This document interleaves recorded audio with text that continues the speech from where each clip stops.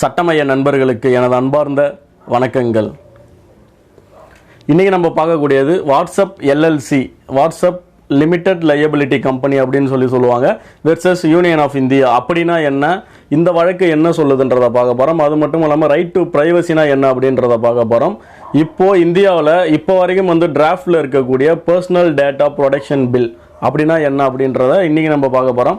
இதை நம்ம பார்க்குறதுக்கான காரணம் என்னென்னா, இப்போது ரீசெண்டாக போயிட்டு இருக்க இஷ்யூஸ் என்னன்றது கண்டிப்பாக எல்லாருக்குமே தெரியும். என்னென்னா வாட்ஸ்அப்பும் ட்விட்டர், அப்புறம் பார்த்திங்கன்னா இன்ஸ்டாகிராமு, இவங்க எல்லோரும் ஃபேஸ்புக் எல்லோரும் சேர்ந்து பார்த்தா இந்தியன் கவர்மெண்ட்டை எதிர்த்து ஒரு வழக்கு போட்டுருக்காங்க. என்னென்னா, இப்போ ரீசெண்டாக கொண்டு வந்த நியூ ஐடி ரூல்ஸ் 2021 ஒரு சில அம்சங்கள் தவறாக இருக்குது, தனிநபர் சுதந்திரத்தை பாதிக்குது அப்படின்ற மாதிரி சொல்லியிருக்காங்க. இது ஒரு அன்கான்ஸ்டியூஷனல், அதாவது அரசியல் அமைப்புக்கு புறம்பானது அப்படின்ற ஒரு கேஸ் பார்த்தீங்கன்னா டெல்லி ஹைகோர்ட்டில் ஃபைல் பண்ணியிருக்காங்க. இது என்ன அப்படின்ற விஷயத்தை இன்றைக்கி நம்ம பார்க்க போகிறோம். அதற்கு முன்னாடி ஃபஸ்ட்டு ஃபஸ்ட்டு இந்த பஞ்சாயத்து இவங்க ரெண்டு பேருக்குன்றதை நம்ம பார்த்துறோம். வாட்ஸ்அப்ன்றது தெரியும், ஃபேஸ்புக்கோட அந்த ஒரு கம்பெனிஸ் தான் எல்லாமே பார்த்தீங்கன்னா வாட்ஸ்அப், அதுக்கப்புறம் இன்ஸ்டாகிராம் எல்லாமே இப்போ அது கொஞ்சம் நாட்களுக்கு முன்னாடி எல்லாமே ஒன்றாகிடுச்சு. ஃபேஸ்புக் கண்டிப்பாக எல்லாம் தெரியும், ஃபேஸ்புக்கோட அந்த கோ கம்பெனிஸ்லாம் பார்த்தீங்கன்னா வாட்ஸ்அப், இந்த இன்ஸ்டாகிராம் இது எல்லாமே. இதில் ஃபெப் 25 பார்த்தீங்கன்னா அவங்க ஒரு இது மாதிரி ஐடியில் ஐடி ஆக்டில் பார்த்தீங்கன்னா ஒரு புதுசாக ரூல்ஸ் நாங்கள் கொண்டு வரோம். அந்த புதுசாக அந்த ரூல் என்ன சொல்கிறோன்னா, நடுவில் இருக்க இந்த ஒரு இன்டர்மீடியரி எல்லாரையும் பார்த்தீங்கன்னா நம்ம எந்த ஒரு தப்பு பண்ணாலும் அவங்களும் லையபிள் ஆகணும் அப்படின்னு சொல்கிறாங்க. காரணம் என்னென்னா, ஒரு தகவல் உங்ககிட்ட வருது அப்படின்னா கண்டிப்பாக அந்த தகவல் நீங்கள் தான் பொறுப்பேற்கணும் அப்படின்னு சொல்கிறாங்க. இது எந்த அளவு சாத்தியம் அப்படின்றது தெரியல. காரணம் என்னென்னா, வாட்ஸ்அப்பை பொறுத்தளவு என்ன ஒரு ப்ரைவசி வாட்ஸ்அப்பில் அப்படின்னு பார்த்தீங்கன்னா, வாட்ஸ்அப்பில் E2E அப்படின்னு சொல்லுவாங்க, எண்ட் டு எண்ட் என்கிரிப்ஷன் அப்படின்னு சொல்லுவாங்க. இது என்னன்னா, ஒரு மியூச்சுவலாக இப்போ நீங்களும் நானும் ஒரு சேட் பண்ணிக்கிறோம் அப்படின்னு அது நம்ம ரெண்டு பேருக்கு மட்டும் தான் தெரியுமே தவிர்த்து அது வாட்ஸ்அப் நிறுவனத்துக்கே தெரியாது அப்படின்னு சொல்கிறாங்க. இதெல்லாம் எந்த அளவு உண்மை அப்படின்றது தெரியலை. காரணம் என்ன, ஃபேஸ்புக்காக இருந்தாலும் சரி, யூடியூப்பாக இருந்தாலும் சரி, எல்லாத்துக்கும் ஒரு அல்காரிதம்னு ஒன்று இருக்குது. நீங்கள் எந்த வேர்ட்ஸை நீங்கள் சர்ச் பண்ணுறீங்களோ அது சம்மந்தமாக உங்களோட ஒரு பார்வைக்கு பாடுற மாதிரி டிஸ்பிளே பண்ணும். கண்டிப்பாக அதெல்லாம் டேட்டா ஸ்டோர் ஆகாமல் நடக்கிறதுக்கான வாய்ப்பே கிடையாது. வாட்ஸ்அப்பை பொறுத்தளவுக்கு அது இப்போ வரைக்கும் உண்மையான ஒரு விஷயம் தெரியல. வாட்ஸ்அப் தரப்பில் சொல்கிறது அதுதான். இப்போ கூட வாட்ஸ்அப் மேலே இஷ்யூஸ் நிறையா 2021 தான் நினைக்கிறேன். இது மாதிரி உங்களோட பர்சனல் டேட்டா எல்லாத்தையும் ஃபேஸ்புக்கும் வாட்ஸ்அப்பும் சேர்ந்து பண்ணுறதா ஒரு இஷ்யூஸ் போச்சு. அது சம்மந்தமாக நிறைய கேசஸும் போயிட்டு இருந்தது.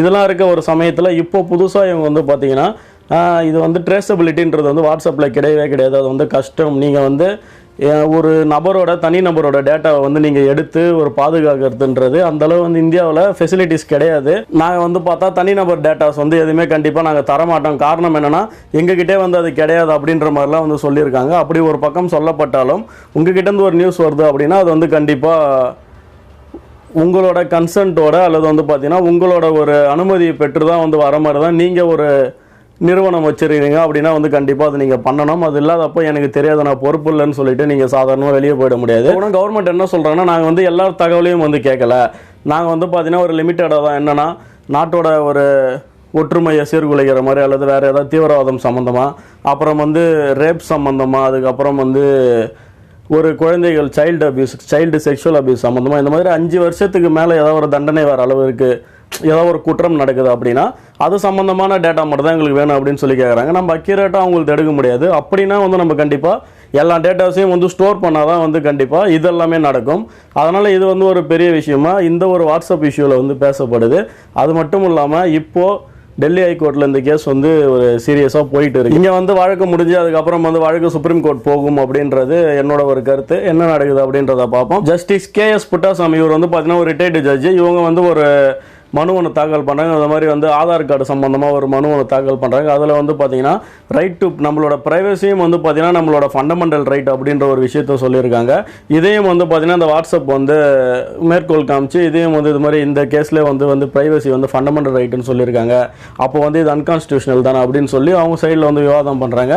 அரசாங்கம் தரப்பில் நாங்கள் எல்லார் டேட்டாவும் கேட்கல, நாங்கள் குறிப்பிட்ட நபர்கள் இந்த மாதிரி அஃபென்ஸ் பண்ணுறவங்கள்ட்ட மட்டும் தான் கேட்குறோம் அப்படின்றதையும் சொல்கிறாங்க. என்ன நடக்குது அப்படின்றத பார்ப்போம். பர்சனல் டேட்டா ப்ரொடெக்ஷன் பில் அப்படின்னு சொல்லுவாங்க. இந்த ஆதார் கார்டு கேஸ் 2017 வந்ததுக்கு அப்புறம் பார்த்தீங்கன்னா இந்த ஒரு பில் ஒன்று பாஸ் பண்ணாங்க. பாஸ் பண்ணல, பில்லாகவே தான் இன்னும் இருக்குது. இது பாஸ் ஆச்சு அப்படின்னா நம்மளோட பர்சனல் டேட்டாவை வந்து கண்டிப்பாக ப்ரொடெக்ட் பண்ணுற ஒரு கடமை வந்து பார்த்திங்கன்னா அரசாங்கத்துக்கு கண்டிப்பாக இருக்குது. இது வந்துச்சு அப்படின்னா கண்டிப்பாக நம்மளோட பர்சனல் டேட்டா எது வந்து அரசாங்கம் எடுத்தாலும் அது வந்து கண்டிப்பாக பாதுகாக்கணும். அப்படி பாதுகாக்க தவறினால் அது வந்து அரசாங்கம் தான் வந்து முழுசாக பொறுப்பேற்கும். இதே வழக்கு வாட்ஸ்அப் வந்து பார்த்திங்கன்னா எல்லா இடத்துலையும் வந்து இப்போ ஒரு அமெரிக்காவிலே அல்லது மற்ற நாடுகளில் வந்து கேட்கல. பிரேசிலில் இப்போ வந்து பார்த்தீங்கன்னா அங்கே இருக்க கோர்ட்டில் வந்து இது சம்மந்தமாக ஒரு வழக்கு போயிட்டு இருக்குது அப்படின்னு சொல்கிறாங்க. இது வந்து கண்டிப்பாக ஒரு பெரிய லேண்ட்மார்க் ஜட்ஜ்மெண்ட்டாக மாறத்துக்கு கூட வாய்ப்பு இருக்குது. இப்போ இந்த வாட்ஸ்அப்பில் ஒரு டிமாண்ட் பண்ணுறாங்க. என்ன டிமாண்ட் பண்ணாங்க அப்படின்னு சொல்லி பார்த்தீங்கன்னா, நீங்கள் உங்களோட ஆட்கள் வந்து 50 லட்சத்துக்கு மேலே எங்கள் ஊரில் வந்து யூசர்ஸ் இருக்காங்க அப்படின்னா கண்டிப்பாக எங்கள் ஊருக்கு 3 ஆஃபீஸர் வந்து நீங்கள் அப்பாயிண்ட் பண்ணணும் அப்படின்னு சொல்கிறாங்க. அவங்க வந்து இந்தியாவோட ரெசிடெண்ட்டாக இருக்கணும் அப்படின்னு சொல்கிறாங்க. ஒருத்தர் ரெசிடென்ட் ஆஃபீஸர் அப்படின்னு சொல்கிறாங்க. ரெண்டாவது வந்து சீஃப் கம்ப்ளைண்ட்ஸ் ஆஃபீஸர் அப்படின்னு சொல்கிறாங்க. மூன்றாவது ஒரு நோடல் ஆஃபீஸர் ஒருத்தர். இது வந்து 24/7 வந்து ஒர்க் பண்ணணும். ஏதாவது உங்களோட ஒரு சமூக வலைத்தளங்கள், நீங்கள் வாட்ஸ்அப்போ ஃபேஸ்புக்கோ ட்விட்டரோ எதுவாக இருந்தாலும் இது வந்து ஓடிடி பிளாட்ஃபார்ம் இப்போ எல்லாமே வந்து பார்த்தீங்கன்னா இதுக்குள்ளே கொண்டு வந்துட்டாங்க.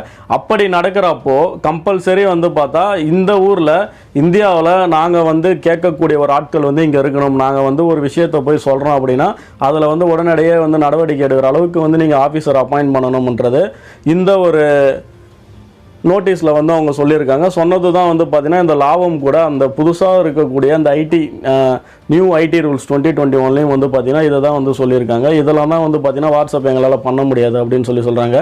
ஒரு சில நிறுவனங்கள் ஒத்துக்கிட்டாங்க. ட்விட்டர் இது சம்மந்தமாக இன்னும் எதுவும் பேசலை, அப்படியே இருக்காங்க. என்ன நடக்குது அப்படின்றத பார்ப்போம். தொடர்ந்து உங்கள் ஆதரவு கொடுங்க, சப்போர்ட் பண்ணுங்கள். இந்த வாட்ஸ்அப் வழக்கு வந்து ஒரு சரியான வழக்கா அப்படின்றத கண்டிப்பாக நீங்கள் எல்லோரும் வந்து கமெண்ட் பண்ணுங்கள். தொடர்ந்து உங்கள் ஆதரவு கொடுங்க, சப்போர்ட் பண்ணுங்கள். இன்னொரு வீடியோவில் உங்களை சந்திக்கிறேன். நன்றி, வணக்கங்கள்.